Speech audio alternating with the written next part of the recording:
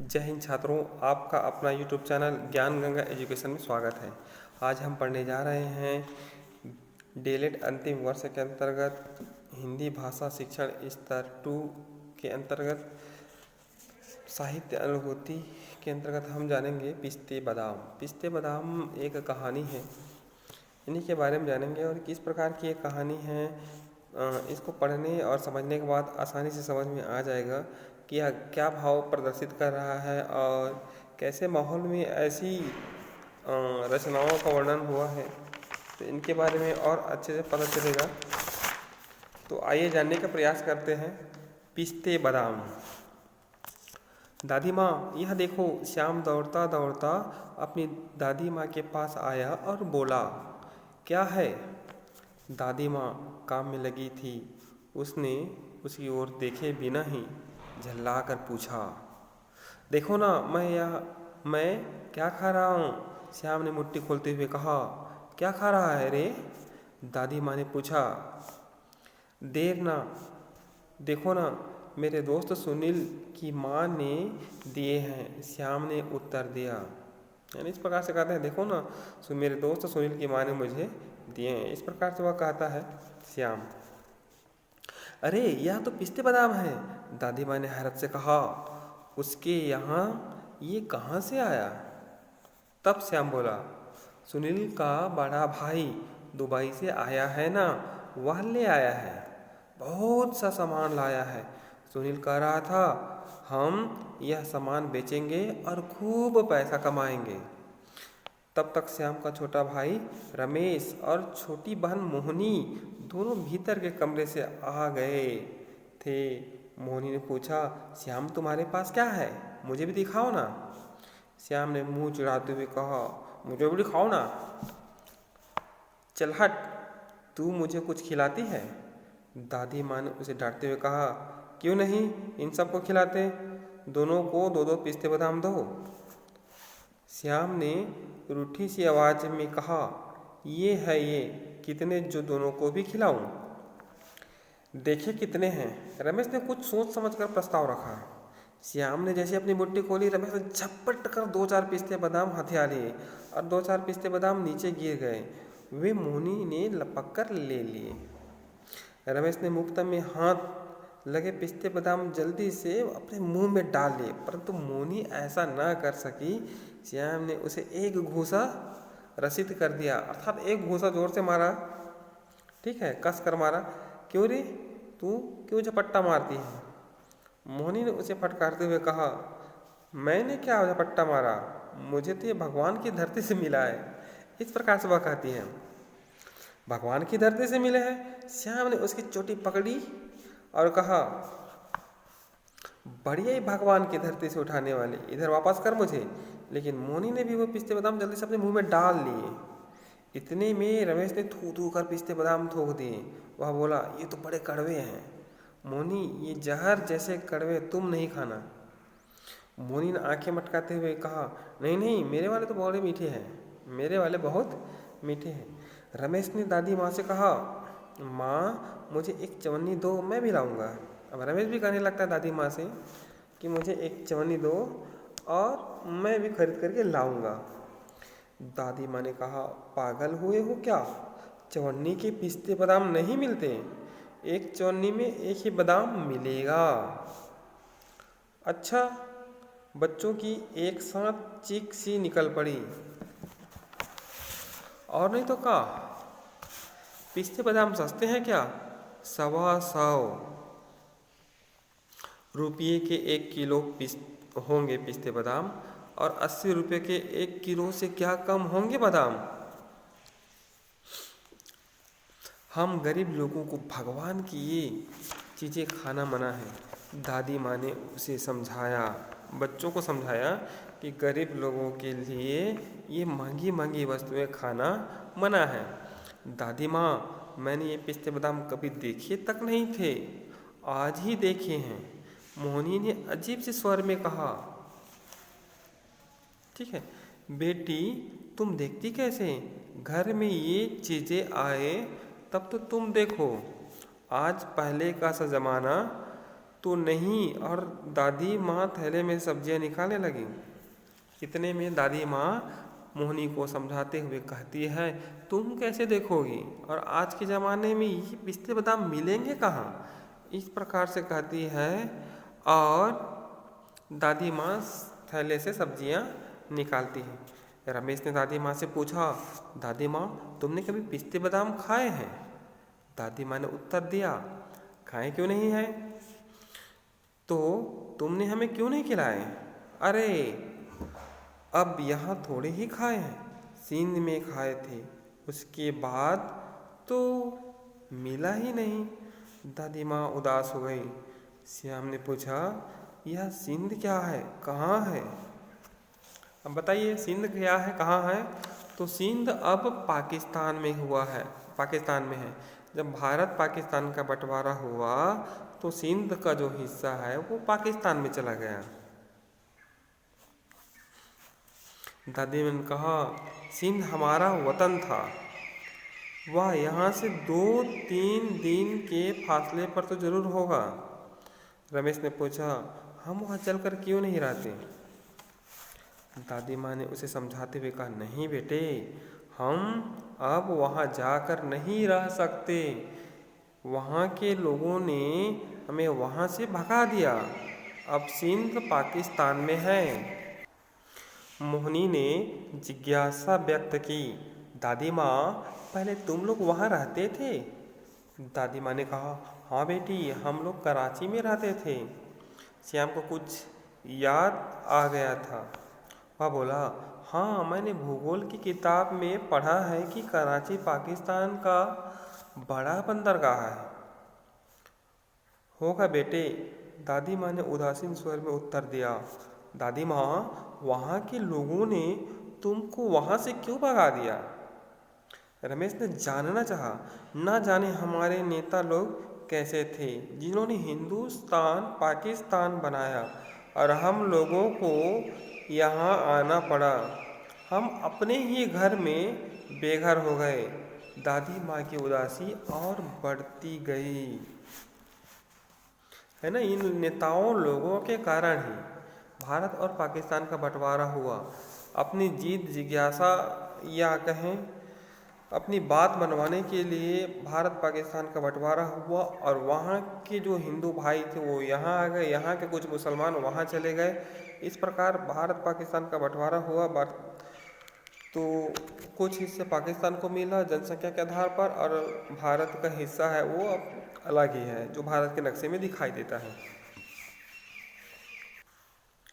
मोहिनी ने दादी माँ के गले में बाहें डालकर पूछा, दादी माँ फिर तुम लोग सिंध छोड़कर कहाँ गए? गले से मोहिनी कहाँ गए? ठीक है, तो गले से मोहिनी की बाहें हटाते हुए दादी माँ ने कहा, कहाँ जाते, यहाँ हिंदुस्तान में आ गए। जब से सिंध छोड़ा है हम क्या कहीं आराम से बस पाए हैं?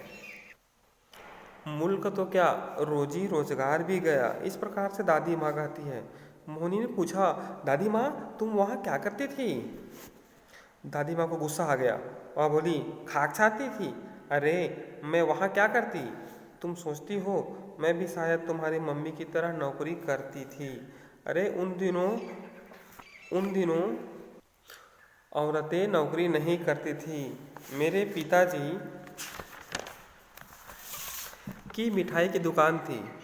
हमारी दुकान का पिस्ते बादाम का हलवा बड़ा ही मशहूर था। मुट्ठियाँ भर भर पिस्ते बादाम खाते थे हम लोग। मोहिनी के सिर पर हाथ फेरते हुए कहा, यहाँ बेचारे बच्चों ने ये आज से पहले देखे तक नहीं। श्याम ने पूछा, परंतु दादी माँ सुनील के यहाँ तो ढेर सारे पिस्ते बादाम हैं, वे कहाँ से लाते हैं? दादी माँ ने ठंडी सांस छोड़कर कहा, वे अमीर हैं, सुनील के भाई दुबई में कमाते हैं। छोटी मोहिनी ने फिर पूछा, हम अमीर क्यों नहीं है दादी? अब दादी माँ उन सबको कैसे समझाए कि वे गरीब क्यों हैं? तो उसने इतना भर कहा, बेटी हम लोग भी सिंध में बड़े सुखी थे।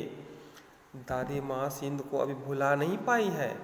उसने आगे कहा, यह हमारी किस्मत अभी तक जागी नहीं है, तुम लोग बड़े होकर खूब पैसा कमाना, फिर तो हम भी अमीर हो जाएंगे। रमेश ने अपनी छाती ठोक कर कहा, हाँ दादी, मैं दुबई जाऊंगा, बहुत सारे पिस्ते बादाम लाऊंगा। श्याम की आंखों में भी चमक आ गई। वह बोला, मैं भी विदेश जाकर खूब कमा कर आऊँगा और फिर सुनील के भाई की तरह जेब में नोट डालकर घूमूंगा। मोनी ने कहा, फिर हम भी इन गुजराती भाइयों की तरह मोटर कार में घूमेंगे। ये भी बड़े ही अमीर हैं। मेरी सहेली ने मुझसे एक दिन कहा, नया फ्रॉक पहन कर आओ तो मैं तुम्हें कार पर बिठाऊं, लेकिन मेरे पास तो नया फ्रॉक है ही नहीं, सभी तो पुराने हैं। दादी माँ, यह देखो, यह भी यहाँ से फट गई है। उसकी आवाज़ में दुख भरा था। दादी माँ भी बच्चों की बातें सुनकर दुखी उठी, लेकिन अपने दुख को छिपाती हुई बोली, अच्छा, अब तुम सब जाओ, अपनी अपनी किताबें लेकर पढ़ो। जब खूब पढ़ लिख कर इम्तहान पास करोगे तभी विदेश जा सकोगे। अब दादी माँ यहाँ पर बच्चों को पढ़ने के लिए बोलती है और कहती है, अच्छा, तो बहुत सारी बातें हो गई है ना, अब पढ़ाई पर ध्यान दो, सारी पुस्तक निकाल लो, है ना, पुस्तक निकाल कर पढ़ो। जब खूब पढ़ लोगे, परीक्षा दोगे, नौकरी लगेगा, है ना, तो खूब पैसे कमाना, विदेश जाना, इस प्रकार से कहती है।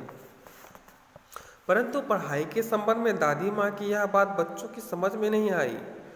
सुनील पढ़ाई में श्याम से भी कहीं ज़्यादा कमज़ोर है, फिर भी वह कहता है कि वह विदेश जाएगा, लेकिन वे चुप रहे, बोले नहीं। रविवार का दिन था, बच्चे घर पर ही थे। उनकी मम्मी सुबह से ही घर के कामकाज में व्यस्त थी। पूरे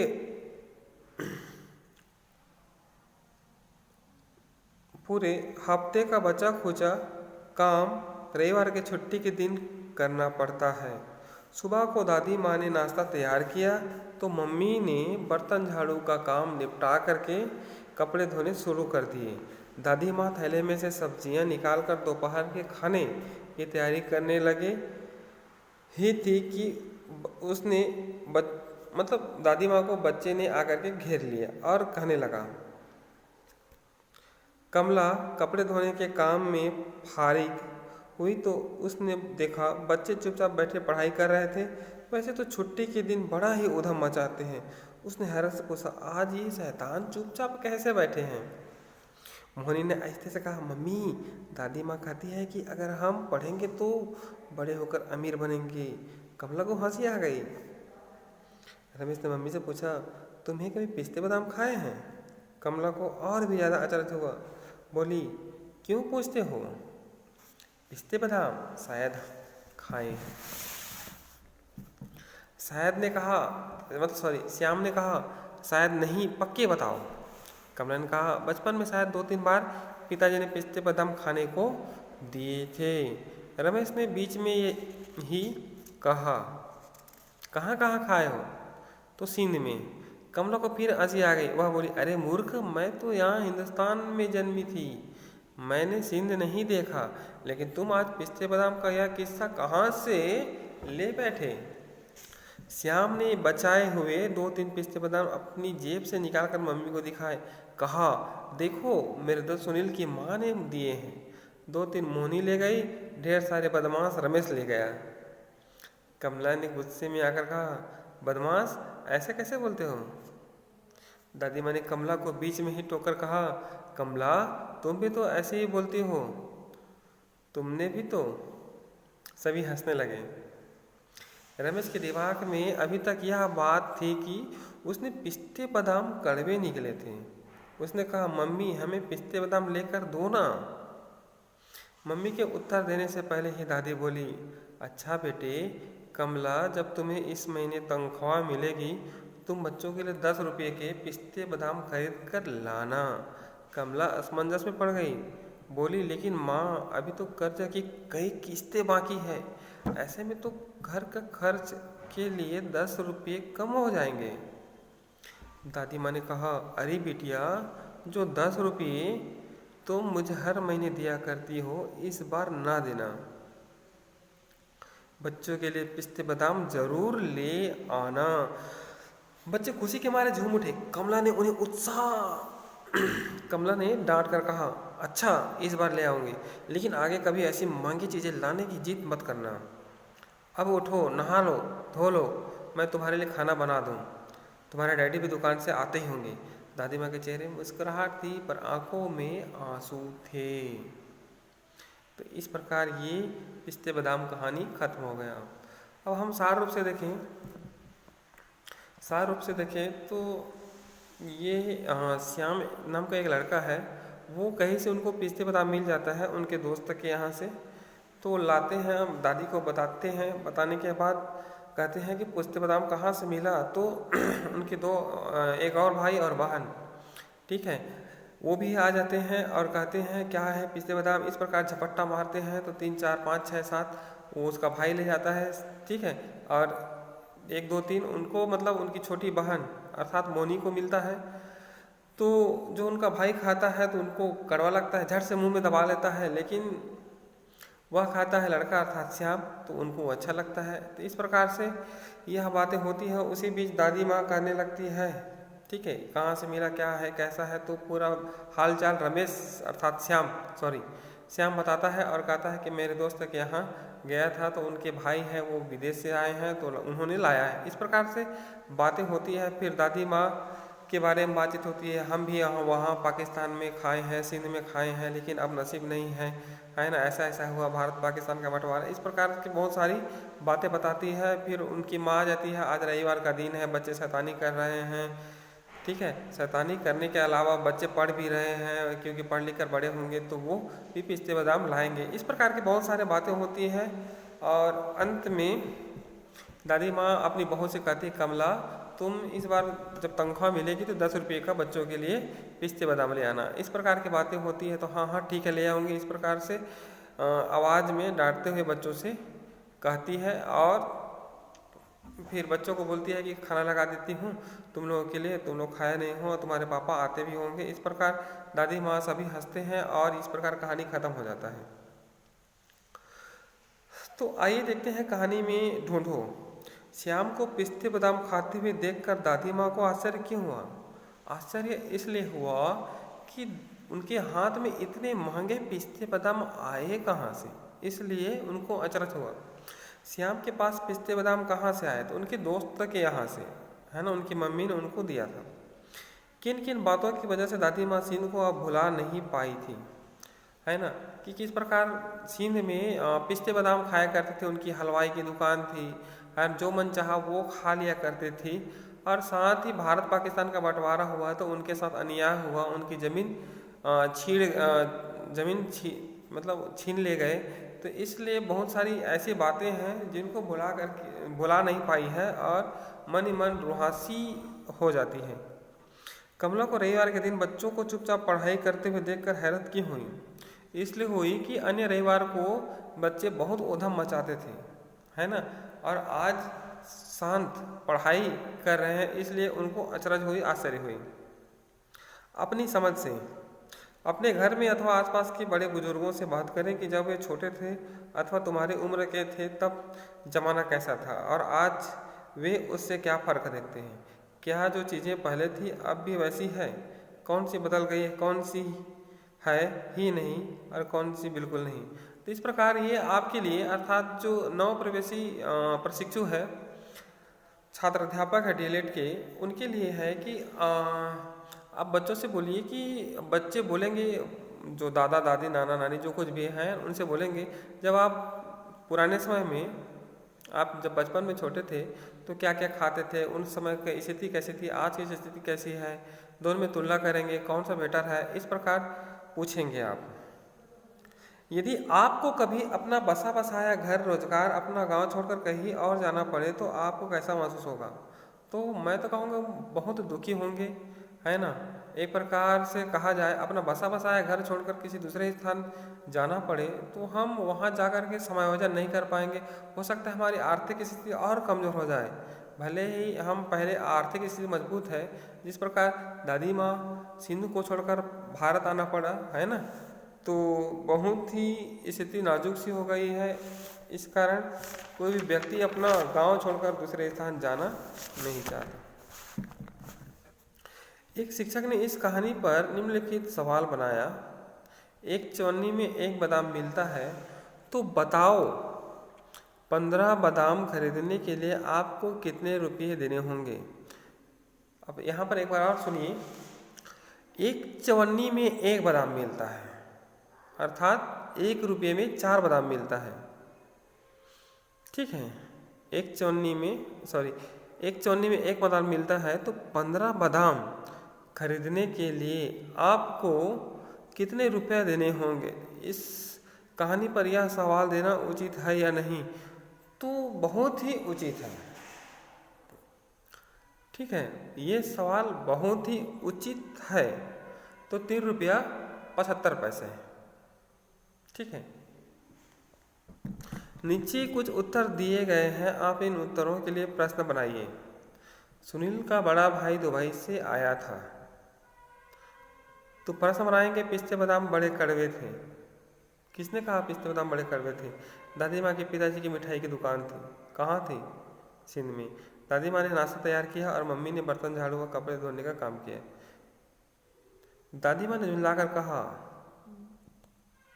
तो इस प्रकार यह जो कहानी है, पिस्ते बादाम कहानी बहुत ही एक प्रकार से कहे तो दुख भरी है, क्योंकि सिंध की बातें, सिंध में थे तो बहुत अच्छा जीवन यापन कर रहे थे, यहाँ आए, वहाँ से स्थानांतरण हुआ तो उनकी स्थिति बहुत कमज़ोर है, सही ढंग से खाने के लिए नहीं मिल रहा है, बहुत मेहनत करना पड़ रहा है और बच्चों को जो जो चीज़ें मिलनी चाहिए वो नहीं मिल पा रहा है ना।